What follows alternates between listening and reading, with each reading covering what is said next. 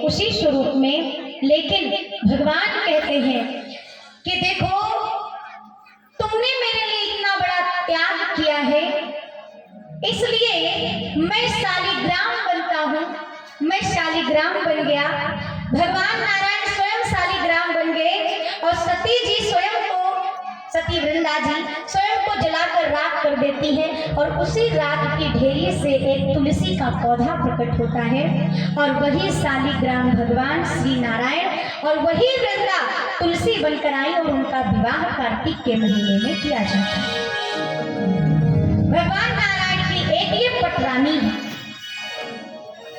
तुलसी जी भगवान श्री नारायण की पटरानी है। वही वृंदा जो उनकी एक इच्छा थी कि मैं नारायण को पति रूप में प्राप्त करूं, वो उनकी इच्छा पूर्ण हुई। इसलिए प्यारे हमारी इच्छाएं सभी पूर्ण होती हैं। और देखिए देवताओं के उसमें दो स्वरूप हैं जो निराकार है, वो पूजे जाते हैं। सारे रूप तो साकार पूजे जाते हैं, लेकिन दो ही निराकार पूजे जाते हैं। एक तो महादेव निराकार और एक तो श्री नारायण निराकार शालिग्राम। और जितने देवी देवता हैं सारे देवी देवताओं की मूर्तियां हैं, पर ये दो देवता ऐसे हैं जिनकी मूर्तियां भी हैं और निराकार स्वरूप भी। श्री नारायण शालिग्राम और महादेव जी शिवलिंग स्वरूप, इसलिए दोनों निराकार में भी पूजे जाते हैं।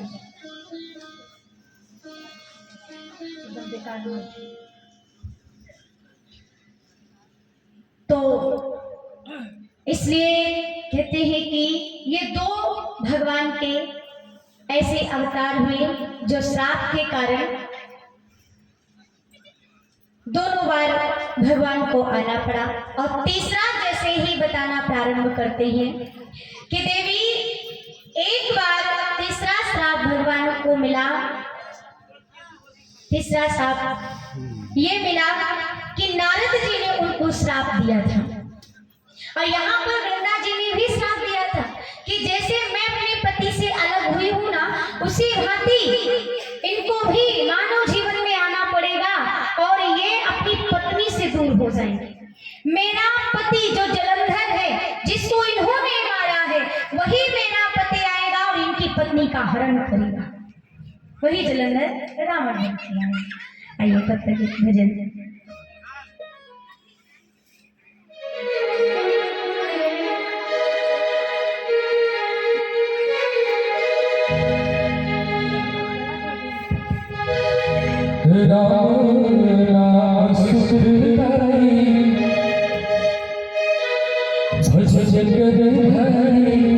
ये जीवन छोड़ेगा राम नाम सुखदाई, भजन करना ये जीवन छोड़ेगा राम नाम सुखदाई, भजन करना ये जीवन छोड़ेगा। दो दीवार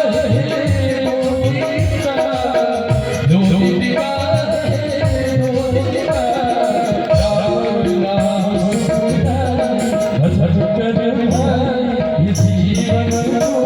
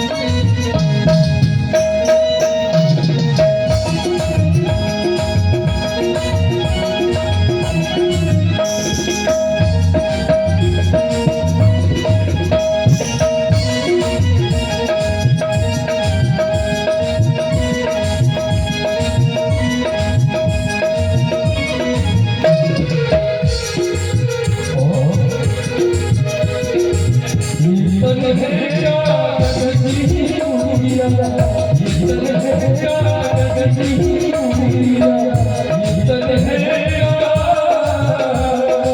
कागज की उंगलियां, सभी हाथ उठाकर ये तन है कागज की उंगलियां, ये तन है कागज की उंगलियां, हवा चले उड़ जाए बदल गगन, ये जीवन तो तेरा, राम राम सतराम बदल गगन, ये जीवन तो तेरा।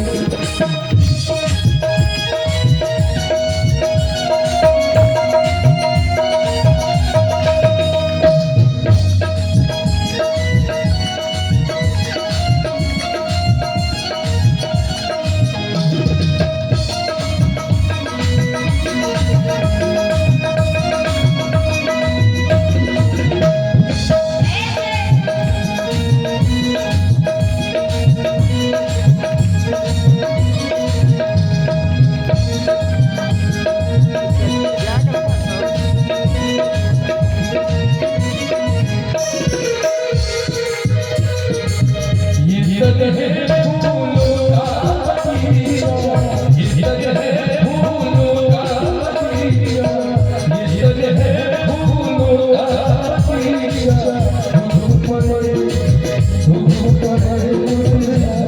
बदल गगन, ये जीवन तो तेरा, राम राम सतराम बदल गगन, ये जीवन तो तेरा।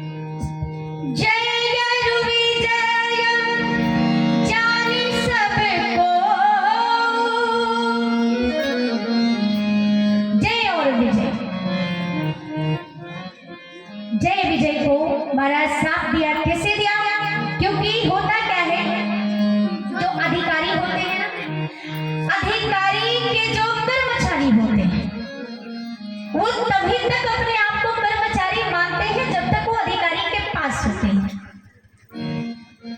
द्वारपाल हरि के प्रिय दो, जय और विजय जाने सबको। जब तक कर्मचारी अपने को कर्मचारी समझता है जब तक वो अधिकारी के बगल में होता है, और जैसे ही अधिकारी जी निकले वैसे ही जो कर्मचारी है वो अपने आप को अधिकारी मान लेते हैं। पंडित जी पता है ना, अधिकारी के पास जब तक है तब तक कर्मचारी अपने आप को कर्मचारी समझते हैं, हाँ? और जैसे ही अधिकारी गए मानो कर्मचारी स्वयं अधिकारी बन जाते हैं।